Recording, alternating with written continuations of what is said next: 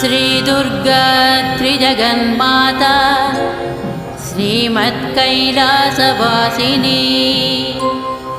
हिमाचलगुहाकान्ता माणिक्यमणिमण्टप गिरिदुर्गा गौरहस्ता गणनाथवृताङ्गना कल्पकारुण्यसंविदा मालती कुञ्जमन्दिरा धर्मसिंहासनारूढा ढाकिन्यादिसमाश्रिता शुद्धविद्याधरामश्च वधूटी निकरस्तुता